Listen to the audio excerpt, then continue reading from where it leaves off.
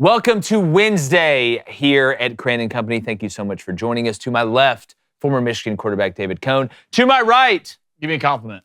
Flexing and bursting at the seams in a good way. Former Western State, Colorado wide receiver Blaine Crain, and also my brother. Got a fantastic show for you today. Even though we aren't live, it's jam-packed because we're going to tell you how to bet the Super Bowl, who's overrated and underrated in the AP Top 10 in college basketball, and we got some trivia. It's going to blow your mind about SEC football. Also, Canada can get out of here. Yeah, and there's a lawn that somebody needs to get off of, and it's David Cone's. That and more on Crain and Company.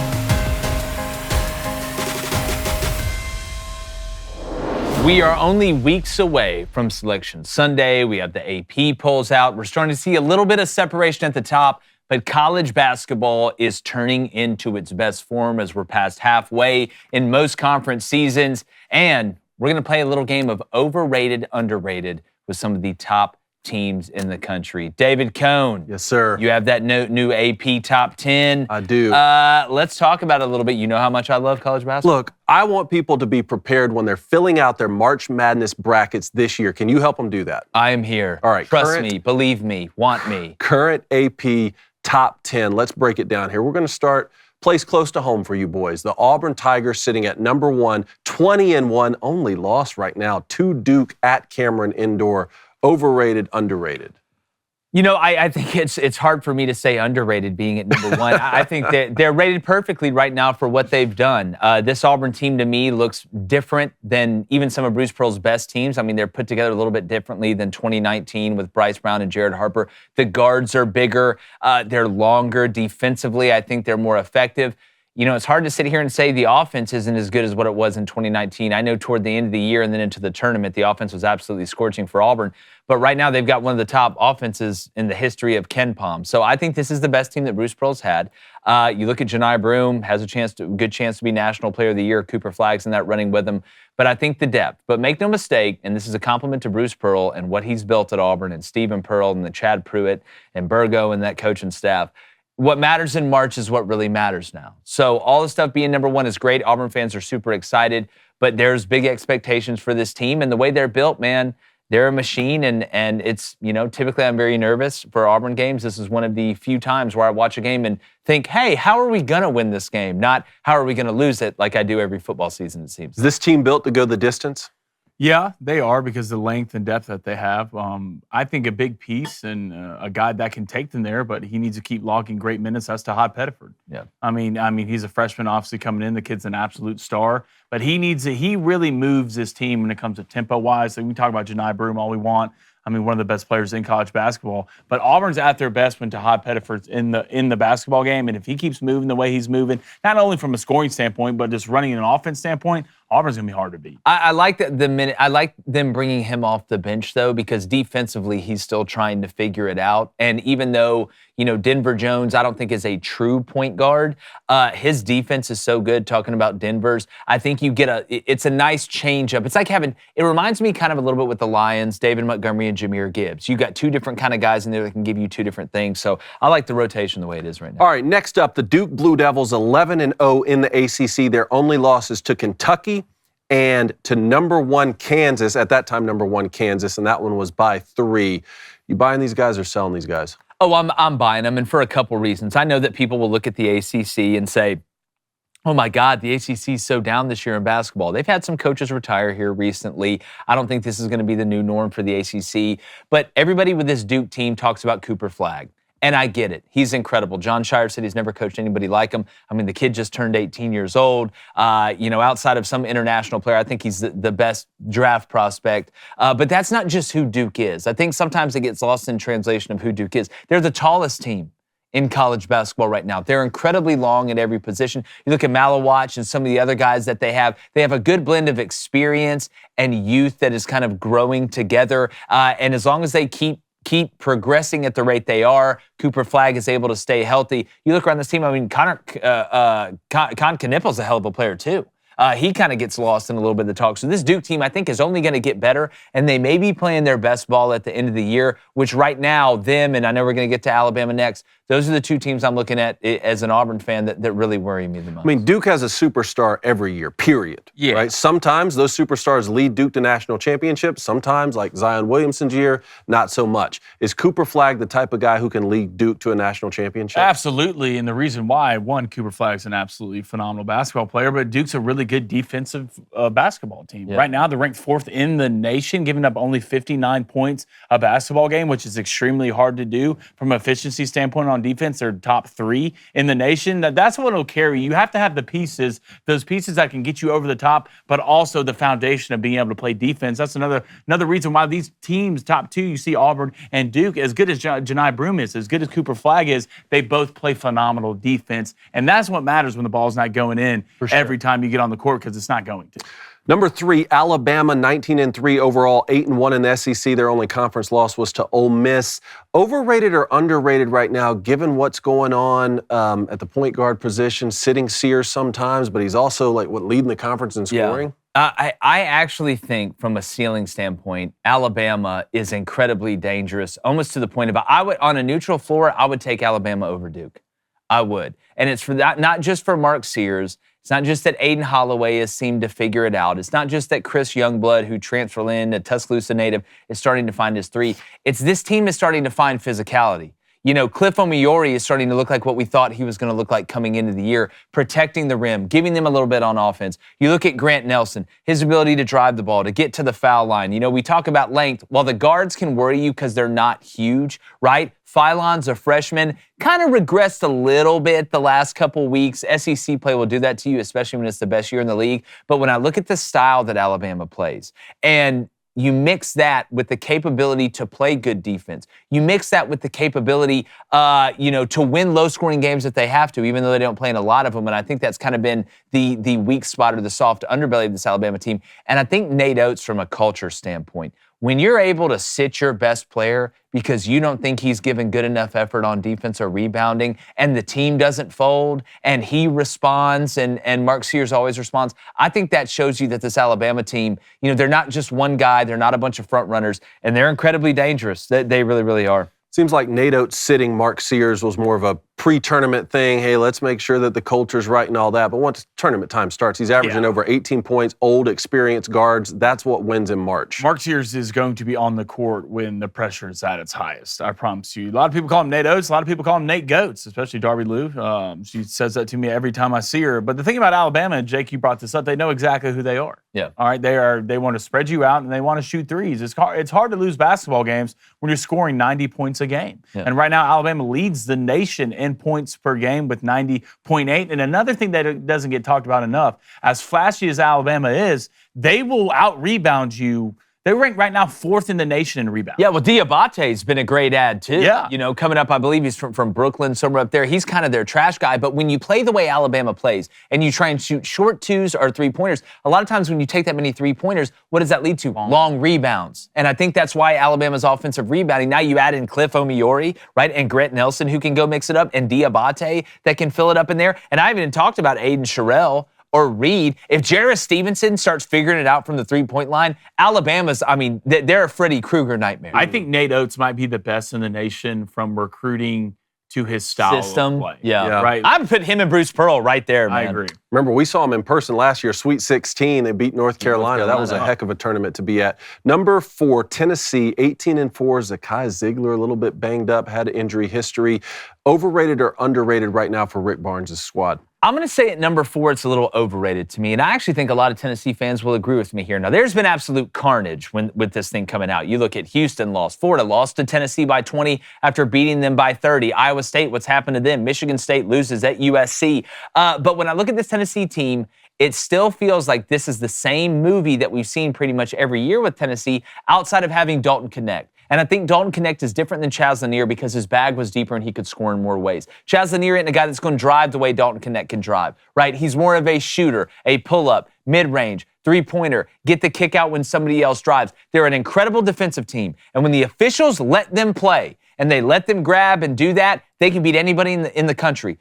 But the offense still, to me, I mean, even in the game they beat Florida the other night, they shot 27% from three. Eventually in that tournament, you're going to have to play good offensively. Eventually in that tournament, you're not going to get the whistles you want, and you're going to have to score.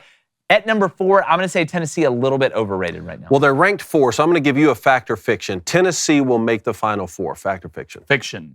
The offense is not good enough. It's just not. And I every time I watch Tennessee play basketball, it's the closest you'll ever get to a Big Ten football game. Yeah. It's just a slug it out. That's what I said. They're Iowa. 14-10. That's how they win. And look, from a defensive standpoint, they're the best in the nation on defense on multiple categories. We could go down it. But sooner or later, you're not going to get the calls, and you're going to have to score some points. Right? They're 131st in the nation in points per game. Yeah. I'm sorry, that just doesn't sound like a Final Four team to me. Houston at 5th, 17-4, coming off a 1-point loss to Texas Tech. Overrated, underrated? I'm going to say underrated because I think, and I know the Texas Tech game, that one hurt. You know, their win against Kansas was crazy. I think they had like a 0.03% chance to win that game in the last 15 seconds. They take it to overtime, they beat them. But Houston is so damn scrappy, and they make tough shots. It's funny, you look at Houston's offensive numbers and like the amount of points they scored a game, you're like, oh, they're not that great on offense. But then you look at the amount of shots that they take and the way that they hustle and their effort. Does not having a true squad of big men, is that going to hurt them in the long run? We'll see. But when I look at this team, if they can continue, if they can get healthy, stay healthy, I think Houston is a problem in the tournament because they can do a lot of things well, and they just play their guts out, man. They absolutely play their guts out. I know we're 21 games into the season, but it still feels like Houston's figuring themselves out on offense. I mean, you're ranked 128th in the nation, but you make 40% of your threes. That's the difference. So it's kind of those are two stats that really don't fit together. And Houston, you can put in the same boat as Tennessee when it comes from defensive output. They're one of the best in the nation. So I do think Houston belongs there. I think their offense is going to get better throughout the year as long as Toppin doesn't get thrown out for stupid reasons we talked about the other day. But well, he was Texas Tech. Toppin was on Texas Tech. They threw out the Texas Tech guy. Correct. Excuse me. Yeah. But I'm comfortable with Houston being there. Florida coming in at 6, 18-3. Remember, they beat Tennessee by 30 in Gainesville when Tennessee was number 1. Then they lost to Tennessee in Knoxville by 20 points. You like Florida at 6? God, I think they're underrated. They scare me to death because they really have everything. If you look at Florida, I mean, Elijah Martin didn't have a great game against Tennessee, hit some shots late. Remember, he's the FAU transfer that helped John L. Davis and those guys get to the Final Four. He's a nightmare. Walter Clayton, I could talk all day about Walter Clayton. He got a little banged up in the Tennessee game. He's an absolute bucket. He's an NBA player. Every time he shoots the ball, I think it's going in. But they have Richard. Then you look down low. You talk about exciting whites. They've got exciting white trees. You look at Condon. You look at Hawk. Hell, they got a freshman that's redshirting that's 7'9", Oliver Rue. I don't even know if that's a real human being or not. I think Florida, when they... And against Tennessee on the road, that's a tough one. But in a neutral court, they can win in so many different ways that they're scary. They can play fast pace. They can play slow pace. They can play a rock fight. If the shots are going in at guard, and they've got some tough ass guards too. Like they will lock you up and play defense. I think Todd Golden's team is super dangerous. I think they're underrated at 6. I know they just lost to Tennessee, but remember they did beat them by 30 at home. You put Florida and Tennessee on a neutral court in the NCAA tournament, I'm taking Florida. You put Florida and Houston on a neutral court in the NCAA tournament, I'm taking Florida. I think they're a problem. Deep run, Final Four maybe for Florida? Look, this is a team that wouldn't surprise me to win a national championship. I'm with you, dog. And I think, 1, you have 4 guys in double digits, which is always a good start. And 2, even if you're missing shots, it's great getting the rebound. And Florida out-rebounds everybody in the nation at the margin of 10+. I mean, it's not even close. They're huge. They're huge. They're trees. They can play well. I think it's going to come down to guard play with them. It is. Their guards. They got some good guards. They're going to have to perform in the biggest moments. If they can do that, Florida has the ingredients in the makeup to get extremely hot during March, and I wouldn't be surprised to see them run all the way. Purdue at 7, and Matt Painter's had so many good teams over the last few years. This one is 17-5. How good is this team? I've got to say overrated because I think Braden Smith is a witch at point guard offensively. I like Lawyer at guard. He can make some shots. Cockman Wren down low is a really good big. First he's a decent player, the lefty that they throw in down there. I don't trust. I mean, Colvin can shoot too. It's defensively with Purdue. It's defensively with Purdue to me that I worry about them. I watched them play Auburn, and they did beat Bama. I'll give them credit, but I don't think Bama was playing as good as what they're playing now.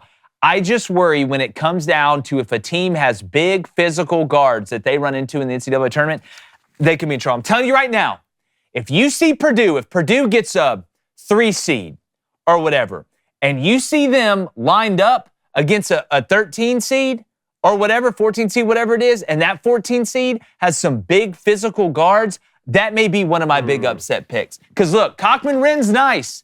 He ain't Edey. There ain't a lot that are. But if you go back and see some of the guards they've had in the past, they've been bigger, they've been more physical. I just don't trust their guards defensively. That's why I'm going to say overrated. First team on the list from the Big Ten. Are they even the best team in that conference? The thing about Purdue is I don't feel like they're great at anything, but I don't feel like they're bad at anything. I think they're above average at a lot of things. I don't think they have enough this year. I really don't, especially from a defensive standpoint. Usually you see Purdue, they got a couple guys that can actually shoot the lights out. I think Braden Smith can be that guy, but I don't think they have enough. And you don't have Groot in the paint playing. Iowa State at number 8, coming off 3 straight losses. Not close losses, Jake. All 3 of these losses to Arizona, Kansas State, and Kansas, all by double digits or more.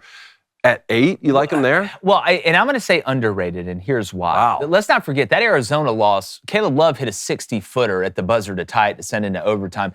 And I'm disappointed. I thought the maturity of this team was going to be better than this. It seemed like they let that Arizona loss affect them against you let Kansas State, who I know is talented but hadn't really done anything all year, come into your house and absolutely trounce you. Going to Kansas and losing, okay, I get it. Kansas's back was a little bit against the wall. They were 6-4 in Big Ten play. But I'm looking at some of these teams. I watched Auburn had to come back from down 16 to beat these guys at the buzzer in Maui. They've got some guys. They're also a little bit beat up. One of their best shooters who had a broken hand is coming back soon. European guy, I think. He's going to kind of add some versatility to their offense. Typically, from a driving standpoint, you look at Curtis Jones. You look at Gilbert. Gilbert's a phenomenal player. I think he's an NBA player. I was very disappointed that Iowa State didn't find a way to get into the gaps against Kansas because that's kind of their game. And they let their offense affect their defense against Kansas a little bit. They've got to eliminate the turnovers. But I'm telling you, when this team gets fully healthy, and with Jefferson and these guys, and they get rolling again, they can be really, really dangerous because TJ Osselberger's a hell of a coach,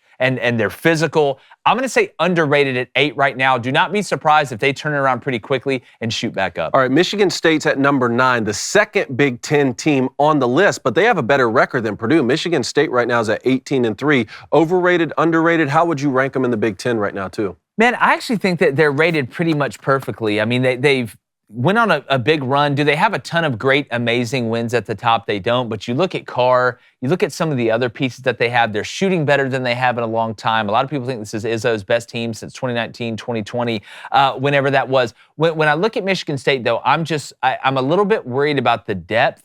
But again, if you're going to shoot at this level, in the game at USC, shout out to our guy, Eric Musselman, that was a big win for them, kind of keeping USC afloat when it comes to the NCAA tournament. We'll see what they do over the next couple weeks. I think this Michigan State team is a quality team. I don't think they're Final Four good. I'll say that. Last one, number 10, Texas A&M, overrated, underrated. I love Buzz Williams, man. I love the energy. I call him Diet Bruce Pearl, because he kind of has that same vibe. I'm going to say overrated. And I don't say that thinking that A&M is a bad team. The shooting scares me. It scares me. I think they're a little bit more watered-down version of what Tennessee is. Not that Wade Taylor can't get hot, but Wade Taylor will also shoot you out of a game. Phelps did a great job when Wade Taylor went down. I mean, hell, he shot 30 shots a game, so he's going to score a lot of points. They're always going to be scrappy. Garcia, on the offensive block, offensive rebounding, they're incredible. They fight their ass off.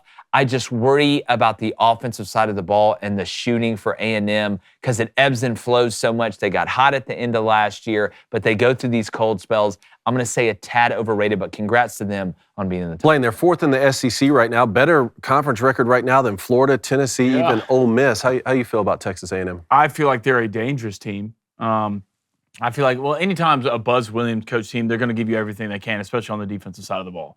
I mean, they're one of the top 15 in the nation, giving up a certain amount of points a game.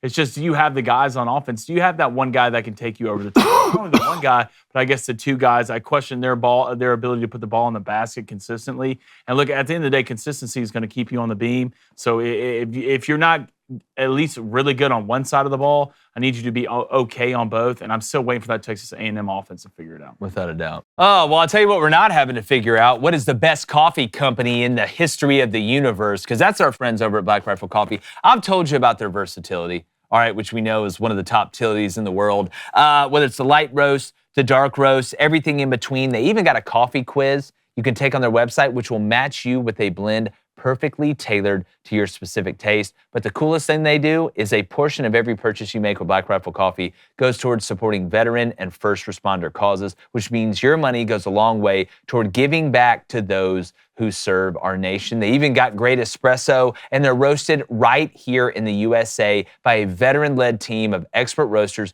who take pride in serving coffee and culture to people who love America. So head to blackriflecoffee.com now. Use code DailyWire, all one word, for 20% off America's coffee. That's blackriflecoffee.com. Use code DailyWire for that great discount and help support our veterans and first responders. All right, it's Wednesday. Yeah.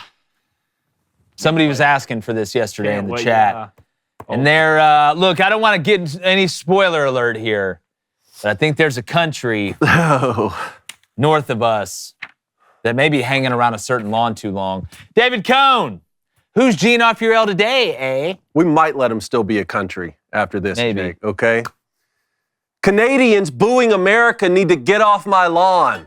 This week, many Canadians uncharacteristically booed the U.S. national anthem during hockey and basketball games in Toronto, Ottawa, Calgary, and some other cities I've never been to. And no, it wasn't because their country hasn't won a Stanley Cup in over 30 years like you might think, but because our new president is keeping his word and getting things done. Listen up, Canadians. I'm sure you and the rest of the world liked it a lot better when America had a barely functional human being in charge, in the same sort of way that a small child is happy or left alone to eat candy and throw poop on the wall. But that weekend at Bernie's experiment is over, and Daddy's home to make sure you eat your vegetables. And no, you don't have to like it. You can whine and pout and boo-hoo all you want. That's your prerogative. But one day, you're going to grow up big and strong. You're going to graduate college, maybe convince Becky to marry you, and you're going to realize, man, Dad was right all along. I shouldn't have booed him during the Star-Spangled Banner at the Raptors game. And we're going to forgive you, because that's what fathers do. But until you grow up and come to that realization, shut up, finish your broccoli, and get off my lawn. Yes. Yes. Yes. Boo Canada. Yes. Here's my thing. Look, I never had a problem with Canada. All right? One of my first roommates in college was a catcher from Canada. Good friend of mine, great dude. But there's a couple things that you don't do, okay? Especially when you're not American, which I think you may have a choice here soon, and you need to make the right one. You can say what you want about Americans. You cannot like us. You cannot like the food we eat. You cannot like, I don't know, the way we go about things. But you boo our national anthem, I think you just need to remember, you don't want Bama, dog. None of y'all want Bama. You spend more money on, like, gender ideology books than you do on your military. It's almost like the Billy Madison scene when he's asking, he has a banana and he wants the kid's snack pack. And the kid says no. And he just looks at him, he goes, you know how badly I could beat you, right? And we're not talking about invading Canada by force, but you disrespect us, you watch your mouth, because there ain't enough of you guys on horses and jars of syrup to save you if you really do piss us off. You exist because we let you exist. And don't forget. Are they little America now? Look, little 51st America. state, It dog. must be nice. It just must be nice to put your little head on that pillow and knowing that, we're America's right next to us, so we're protected. We're That's the fence. the thing. Isn't that what Daniel Tosh said? We're the fence. Yeah. Yeah. We're your border. Yeah. Well, yeah, you know how quick y'all would come. Let's just say for a second that China was like, you know what? We're going to invade Canada. They'd mop y'all. They would mop y'all. Europe would mop y'all. Hell, there's some other countries out there. I think Australia would mop y'all at the end of the day, but that'd be a sissy fight for the ages. But what would happen the first second China invaded? You know who y'all call? It ain't the Ghostbusters. It's us. And after you boo our national anthem, I don't know, man. Maybe going up north for some orange or General Tso's chicken really don't sound bad this time of year. Hey, don't just take my word for it, though. Can we watch some of these clips here of these fans? Yeah, doing? good. Please continue to piss me off.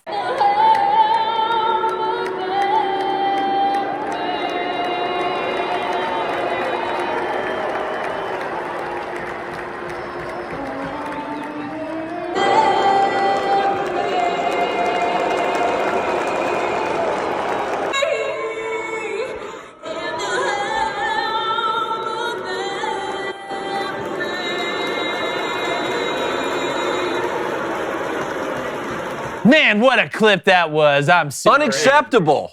I just Unacceptable. disrespect. You lucky I don't care about know any of what? these sports. Yeah, You know what? yeah. Our director Trey caught something. He threw it to me right here, and I'm disappointed that I wasn't a part of this, but I'm proud of the Nashvillians out there because apparently they booed the Canadian national anthem during the hockey game last night against the Senators. Hold on. Is all the Canadian flags need to be taken down? Executive Order 99.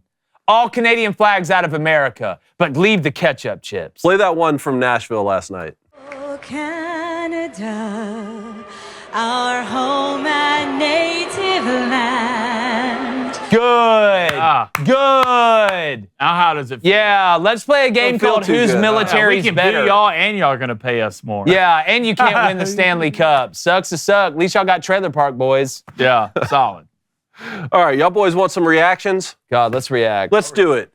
First up, waste management clips. It's a very, what's the right word? Interesting week. American. Interesting week in golf. We need American we week. need feet on the ground at Waste Management. We And do. I could be your guy. We need to talk Correspondent. Correspondent. Yeah. Yeah, let's. All right, here we watch go. out for this then. Yeah, play a clip.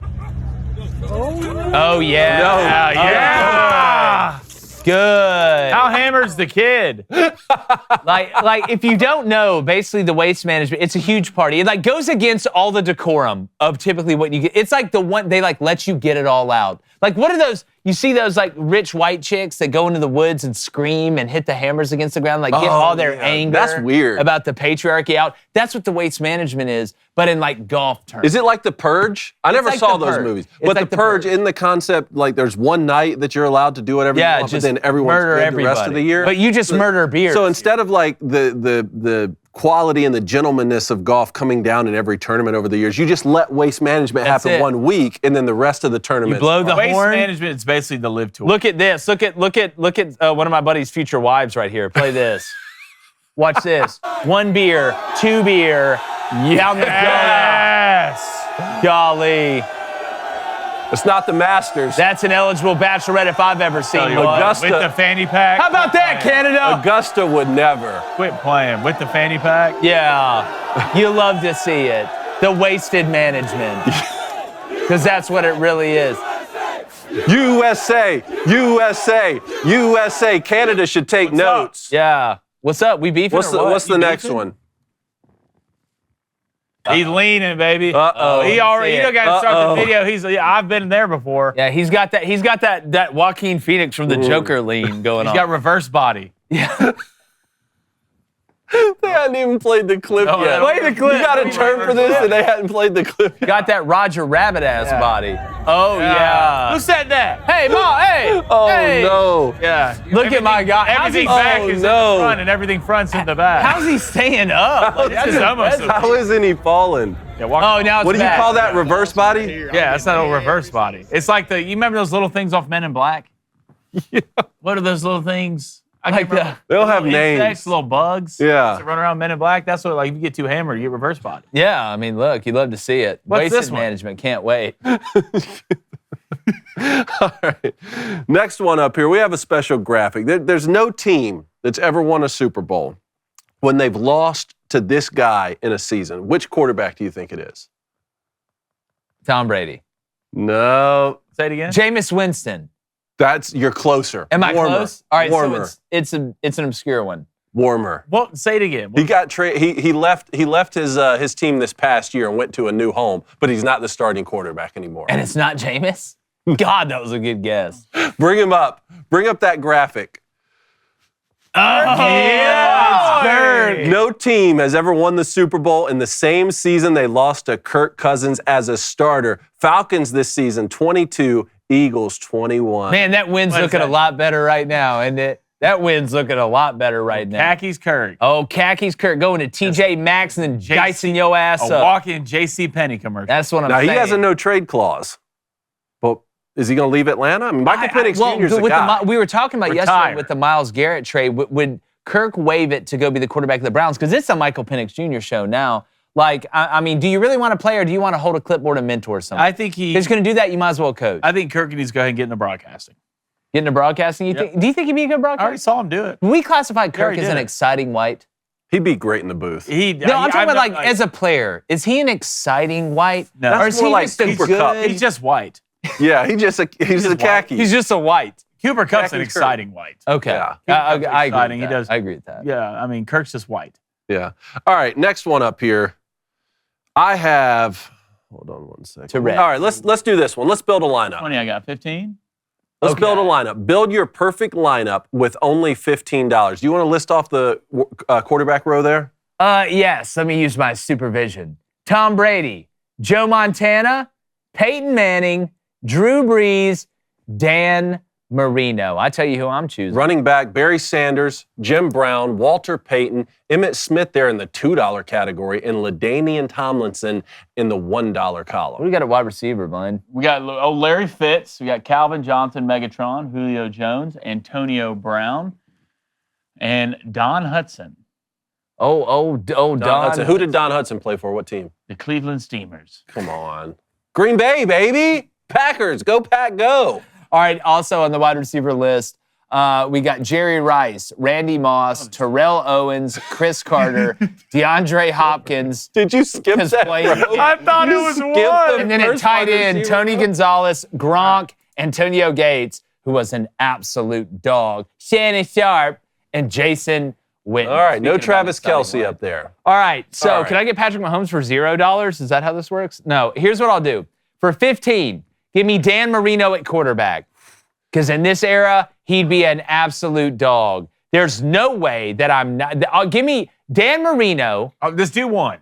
Don't do your whole team yet. I Let him do his whole team. He's got to build his roster. I got to build my 15 roster. I bucks. got to remember this. Give me Dan Marino for $1. Give me LT for $1. So I've spent $2. Give me Megatron for $4. Give me Randy Moss for $4. How about that cheese, Randy? And so that's $10. And then tight end, give me Tony Gonzalez for $5. Congrats, that's 15. You just lost. All right, The what do you- Dan Marino sitting out $1 is impossible not to. Well, he You also almost never have won to a take Super Bowl. Look, he was I my don't think it's favorite Dan athlete. Marino's fault. Dan Marino, okay, but he was my favorite athlete growing up. I'd love to pick him, but he's the only one up there that never won a Super Bowl. Okay. Is So you're that- taking Drew Brees over Dan Marino? In this scenario, I mean, I'd spend maybe one more $1. Let's You get gonna that go? You Super gonna go Bowl. Peyton? Look, I don't know. I love Dan Marino for a Oh, buck, no. man. For a buck, you're getting a good deal, Thunder, right? I'm sorry. What? Dan Marino, Okay, you're going Dan Marino. Emmitt Smith. Okay. That's $3. Yep. Okay. Give me Randy Moss.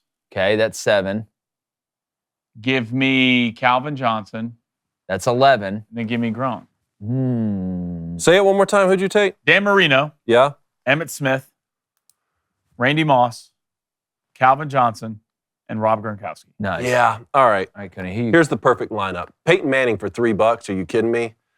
I'm going to take him. LT with $1. I like that. A lot of value. Give me Randy Moss for $4. I'm going to take Julio. Was he slightly discourteous to me when I directed him in the Falcons hype video? Yes, but Captain Thaden. we can put that aside. $3 for Julio. Give me that, and I'll take Gronk at $4 right at 15. Or honestly, I could just take Antonio Gates and put $1 in my pocket. You should. You made money in this thing. Yeah, without a doubt. Hey, let us know. Out of this, pick your best team with $15. Put it in I'm the mopping comments y'all. and let us know. Are you kidding me? I'm Did you mopping. see my roster? Y'all are getting mopped. It might not be close. I mean, look, I don't know. I have Randy Moss, Calvin Johnson, and Rob Gronkowski. Y'all are cooked. I got Randy Moss and Calvin Johnson too. Rob Gronkowski's better than Tony Gonzalez. No, he's not. Better than Travis Kelsey, too. No, he's not. Rob Gronkowski is not. Gronkowski is not better than Tony Gonzalez. Tony Gonzalez is better than Travis Kelsey too. I agree with that, but Rob's better than both of them. Well, good. Congrats on your down blocking. Good luck. All right, last one up here. I have some graphics for each SEC team in the last time that they have lost 10 or more games in a single season. Like now with Texas and Oklahoma, is this Yes. included? Okay. Maybe. We'll see when I get there. All right. And you tell me the last time they lost 10 or more games. I've got to guess the year. Yeah, and we'll see who's the closest. Do I need All to right, write let's it down on start- my board of justice? And Yeah. Hold on. Yeah. Pull out that board. I got this thing. I'm So it's, say it again. God, Lee, will you get the fat out of your ears? I just want to make sure I got it right, guys. I'm going to hit you with each SEC football team. You tell me the last time they lost 10 or more football games in a single season. We're going to start with Mississippi State. Okay, 10 or more. God, how many did they lose last year? Let's go.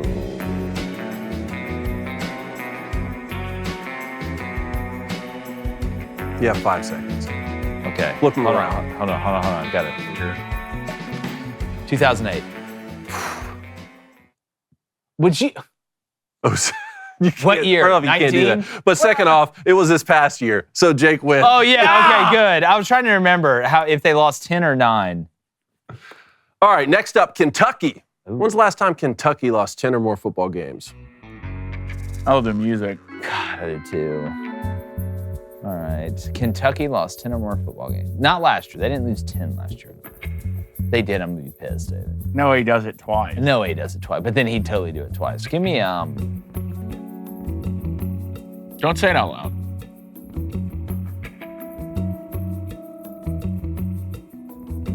Okay, I got mine. You got yours? Flip them. Wait, Blaine's looking at my board. Flip them. I can't look at your board. This can't take all day. 2009. 2013. Ha Jake, again. God! All right, next up, Missouri. When's the last time Missouri lost 10 or more football games in a season? Give me, I'm gonna go. All right, I got it. 95. 1985. God, I am on fire. Show the kid. What do you had? You had 1995? I had 1995. You had 2009? All right, so Jake's I'm gonna 3-0 write it here. bigger too. All right, Tennessee, the Tennessee Volunteers. How about them? Tennessee, the last time they lost 10 games? I'm gonna say.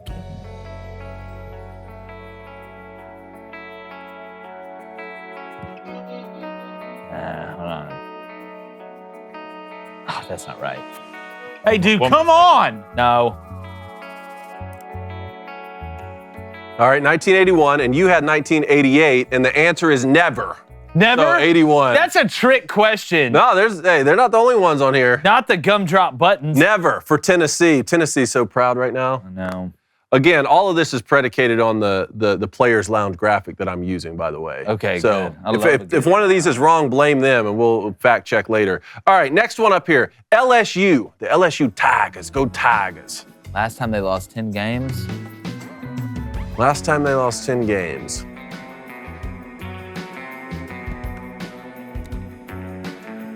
Jake says 1973. Why are you looking at your computer, bruh? What'd you say? Are you looking up the answers? This man is a cheat. Same guy who threw the hot dog under there. 2003, LSU, never. He did it again. Never. God, that team in 73 sucked. All right, we got to get Blaine to win one here. Next one up. Auburn. Let's stay with the Tiger theme here. Auburn. When's the last time they lost 10 football games in a season? Auburn? Ooh. Auburn? Ooh. God, never. I feel like I'm in Ace Ventura or something with this music playing. Not in Ace Ventura. Blaine wrote never. You're in some. Blaine wrote never. Go ahead. Flip it around Never? there. 1950. That year doesn't count. It was the Korean War. 1950. How about Alabama? How about the Alabama Crimson Tide?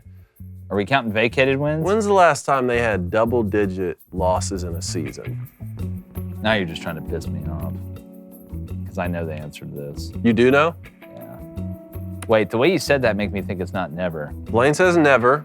Say. I feel like I'm in a James Bond movie. 1935.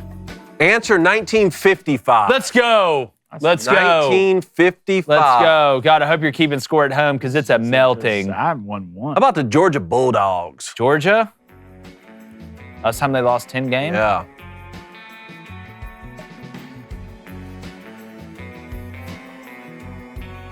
All All right. Never. Both of you are correct. Hey, good. Never for Georgia. Good. How about go a little bit south, Florida? Down to Gainesville, Florida Gators. 10 games lost in a single season. Blaine says 1962. I'm gonna go 1958. It's 1979. Let's go, baby. Blaine got that one. Let's get excited about it. Nice job, son. God, what How about happened in South 79? Carolina. How about the South Carolina Gamecocks? Last time they lost 10 games. Ooh, give me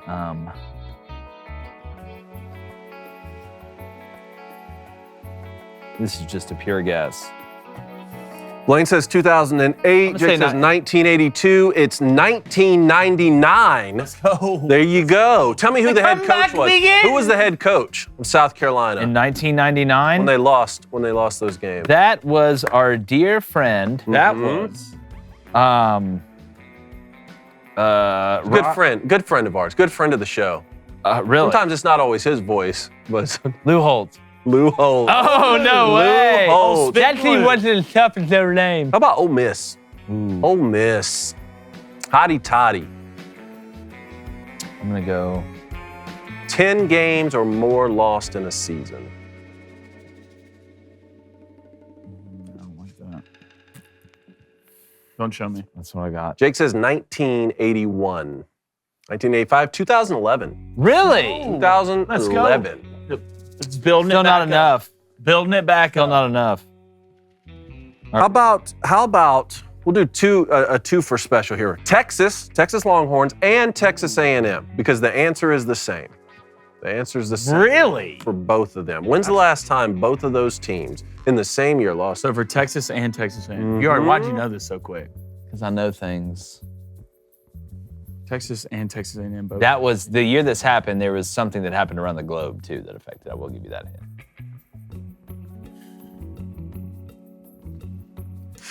Blaine says 1980. Jake says never. Never. You fell for it. You Never. know what happened around the globe when it happened? Nothing. I'll Never. strangle you. Nothing. All right, boys, we're almost done. Arkansas, the Arkansas Razorbacks. Okay. I'm What gonna year? go. God, what was she saying? She's absolute.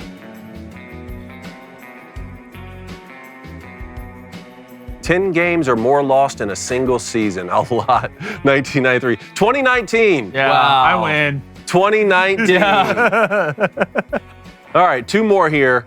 The Oklahoma Sooners. When was the last time Oklahoma lost 10 football games in a season?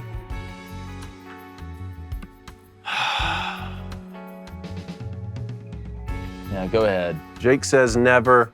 You said never.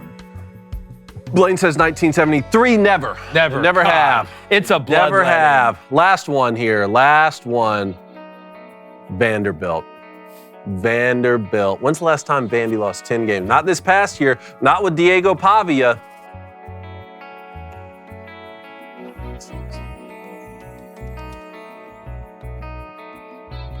(2011, 2016). At least you went out with a win. 2023. Okay. Before Pavia got there. That's right. In Clark's first year. That's crazy. All right, I made it respectable. You Yes, did make you it did. respectable. Hey, well I'll give you done. Credit, even though Well, you that was felt cool, like- David. David, that was some pretty good trivia. Well done, boys. I was shockingly off on more of those than what I thought I would be. But now, from learning about that, you get to learn how to bet the Super Bowl. Books. All right, as you know on Crain & Company, we do a lot of betting. It's the Super Bowl. There's going to be a lot of bets. But you think everybody out there understands how to do it and what everything means, and they don't. That's why we had our Betting 101 video that did so well. So now we're going to introduce Super Bowl Betting 101. For your newbies out there, maybe you want to get your feet wet, right? Feel dangerous but also safe. So we just want to explain the basics. If you're an expert, maybe you need a little bit of a refresher course, so we're going to give it to you. And we're going to start with the Chiefs-Eagles matchup and the spread, David Cohn. What is the spread on the game? Yep, and again, the three easiest things here that you're always going to see at the top: spread, total, and money line. So if you see spread right now, let's say Kansas City Chiefs minus 1.5, and then under that, minus 110. That means the Chiefs are favored by 1.5. So walk people through how you put money on that and what it means when you have a spread of minus 1.5. Yes, and most of the spreads you are going to see, especially in football, are going to have that 0.5 on them, right? We call that the hook. Now, that doesn't mean Kansas City is expected to win 17.5 to 16. That's impossible. But what it does is it kind of separates the bets where one has to hit and one cannot hit. So, for example, Kansas City is minus 1.5, which means they are expected, if you want to bet on the Chiefs to win with that spread, they have to win by 2. Not 1, because it's that half. So the Kansas City Chiefs would have to win by 2 if the spread was minus 1.5. If the Chiefs were minus 6.5, they would have to win by 7. In betting, minus is the favorite. It's kind of like golf. Minus is good. If you see a plus, like you would see for the Eagles, who are plus 1.5, they are the underdog, which means that they can still lose, but they have to lose by 1 or less. So if they lose by 2, all right, then you don't hit. If they lose by 3, then you don't hit. But if they lose by 1, because it's under that hook, under that half, and you got it at plus 1.5, that means you win. So minus favorite, plus is underdog, and then you mentioned, Coney, kind of walk them through before we get to Blaine, what the minus 110 and the odds are representing. And again, if you have a minus by your odds, right, you're having to risk more money to win that amount of money. If you have a plus in front of it, that means it's an underdog bet. You get a little more value, but it's more risky. Vegas or the odds makers think that bet is less likely to hit. So let's just take what you said here. Eagles plus 1.5 on the points, right? We think the Chiefs are at least a point and a hook better than the Eagles are. So the money line on that is plus 105 Eagles, right? Because they're the underdogs in the game. Hey, I don't want to mess around with the spreads, and a lot of people don't, because the objective is to win a football game, not to cover a spread. So some people just say, I just want to bet on who's going to win the game. So you may be thinking, all right, if I think the Eagles are going to win a game, I might as well take them money line at plus 105 rather than even taking the extra 1.5 I could be offered, because I'm getting better value. Football is a game that usually works in 3s and 6s and 7s. I don't even want the 1.5 unless the spread were up so high that it was, say, 3.5, which covers you on a field goal on a hook. That's exactly right. So money line, straight winner, as David Code said. Blaine, let's talk about the over-under, because there's some similarities and some things you're going to look at, but it's also different. Well, it's somewhat the same way if you look at it when it comes to spreads. The over-under is the total amount of points that are going to get scored in this game. So right now, for doing the Super Bowl, the over-under is at 48.5 points. So you could bet the over, and the over would be they have to score 49 points for you to hit that bet. That's the only way. Or more. Or more. 49 or more. 49 or more. If they score anything, if they score 48, you do not hit that bet because of why? It's at 48.5. So anything under 48, if you bet the under and it hits, it hits. If it goes over, then you don't hit that. So the total will always be the amount of points that get scored in a football game. That is what the over and under is. And there's also minus bets and there's also plus bets when it comes to betting the over-unders. Say right now it came out and it was at 49.5, all right, and it was even money. Then it went to 50.5, and for you to bet that over 50.5, it's plus 110. So you would actually be betting an underdog, so you would win money. I believe right now the over-under is 48.5, and it's sitting at minus 110. So on both sides, so I think it's kind of evened out right now. And if you look at either the spread, which is which team will win by this amount, or the total, which is the over-under, these amount of points will be scored combined, they will not always have the same odds underneath them, like Blaine was mentioning. And whenever you look up, if you look at the let's just use the total at 48.5, and you look and the over is minus 110 and the under is minus 110, you take 30 minutes, you go away, you come back and you log back in. Now all of a sudden it's still the same number, right? But the odds underneath the over for 48.5 are minus 112. And the odds for the under are minus 110 or 108 or whatever. What does that mean? That means that the money is getting bet heavier on the over to hit. And if enough money gets bet on the over, it will go from 48.5 to 49.5. If a lot of people start taking the under, it will go from 48.5 to 47.5. So if you see the odds are different for the over-under or even on the spread, that means the money is coming in on that side. But that does not guarantee that that's your best bet or that's a better bet to hit. That means some people are playing one side. And again, some people go with the public, Some people go away from the public. So that's another thing as well. Two more thoughts here. One for the point total over, one for the point total under. A lot of people like to see points get scored in football games, in basketball games, in whatever sport you're talking about. And so because they want to see a lot of points, especially when you get two high-powered offenses out there, they'll bet on the over. Well, like Jake said, that will drive up that line. That's why a lot of times the under is a good play. But another thing to think about when it comes to the under is overtime. If you got a close ball game, whether it's football, basketball, hockey, whatever, if it ends up being close and that goes to overtime, unless you went in and specifically got a tie at regulation or something like that, then overtime has a chance to score more points and your under will get busted. Exactly. And we've talked about the basics, the fundamentals, right? The money line, which is picking the straight winner, Kansas City or the Eagles, straight up. It doesn't matter what the score is. If this team wins, you hit for that amount of odds. We talked about the total, the over and under, the combined amount of points scored, and then the spread. Which team will win by or which team is favored to win by a certain amount of points. But those are your basics. Let's for a second explain to the people what props are. You have player props. You have team props. You have game props. And because it's the Super Bowl, it's one of the most bet things in the sporting world, you basically can bet on anything. A ball to hit the crossbar on a field goal. Somebody to streak on the field. Travis Kelce proposes to Taylor Swift after the game. But we'll go over the basics. Basically, a prop is an individual bet, a player prop to a player. A team prop is an individual bet for a team. You may be saying, but Jake, if I take Kansas City to win by -1.5, that's an individual bet for the team. Yes, technically, but it's not a prop per se. A team prop would be, hey, Kansas City individually as a team, they think their over-under for their team total points is 23.5. So you can bet, forget what the Eagles score, forget who wins the game. You could take a solo bet on how many points just the Chiefs will score. Or that Travis Kelce will have over or under 75 receiving yards. That's a player prop. They're individually based, not smaller bets monetarily, but kind of more granular bets, whether it's by team or whether it's by player or whether it's by somebody will score a 2-point First touchdown. Or First touchdown. Why don't you go first touchdown? Explain that, You can get a prop, you can get a defensive prop where you think this guy's going to get a sack. Yeah. You know, there's the amount of props that are out there is absolutely ridiculous. There is a first touchdown betting prop to where whoever you think, you can get great odds on this too.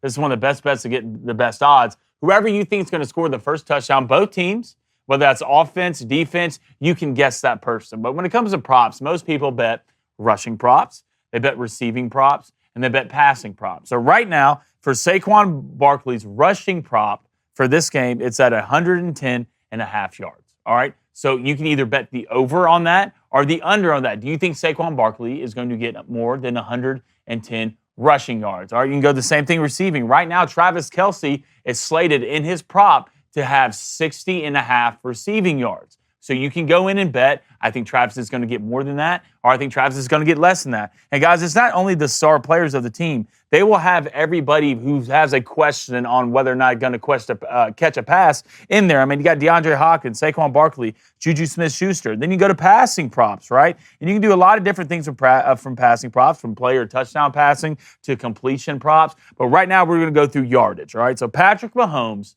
passing prop is right now at 250.5 yards. And this can change too, all right? People can bet on this, and this line can move. So you would bet whether or not you think Patrick can throw for more than 250 yards in this game. So you can take the over on that, and you can also take the under on that. Definitely. One of my favorites is the largest lead over and under. When I think, hey, this game's going to be close, right? I don't think one of these teams is really going to get out with a big lead over the other team. I'll take this, especially in a football game when it's over 14.5. Right now for the Super Bowl, it's at 13.5. I wouldn't be surprised if this goes up. And again, that's a huge difference between 13.5 and 14.5. At 14.5, if you take the under on the largest lead, that means you're protected. If one team goes up on the other by 2 touchdowns, you're still good. But remember, one team goes up on the other by 17 points and the other team comes back and only loses by 3, you still lost that bet. Yep, and one of my favorite things, and kind of the last thing we want to highlight here, because this is 101, is the live betting. Let's say that you decided to take the Chiefs -1.5 before the game, and it's halfway through the first quarter and the Chiefs are already down 14-0, and maybe you're like, oh man, well now I can't make up for that bet. And again, bet with what you can afford to lose. Be responsible. It's just like anything. Live betting is just as much fun to me as betting before the game. You can literally bet these similar numbers are the props and the score, the spread and the totals during the game as the game is going. Almost to the point you brought up the first touchdown score. You can bet who's going to score the next touchdown. You can bet what's going to happen on this drive before the drive starts. Will it be a punt? Will it be a made field goal, a missed field goal, a touchdown, or whatever? So the live betting is even more, in real time. You got to do it fast because the lines will move really, really quickly, especially if you're trying to do it mid-drive. But that's another way to kind of keep the game fun, even if the bets you made earlier aren't hitting. Yep. We love live betting. Yeah. All right. Make sure you check out 102. Going to keep giving you the goods. Enjoy the Super Bowl. Bet responsibly. Drink responsibly. And watch sports content responsibly, which means Crain & Company. All right, guys. Now you are prepared on how to bet the Super Bowl. May have been basic for some, Coney, but they needed to hear it. We need to get the basics. Had to hear it. Had to hear it. Sometimes keep it simple, stupid is what they say. That's exactly right. So good luck to you. And don't forget, we have the live stream this Sunday, the Super Bowl, Mission Cigar and Social. Be there or be lame. The choice is yours. Like the chances of us not enjoying that live stream with some cigars and some libations and some good company, we're going. Gone.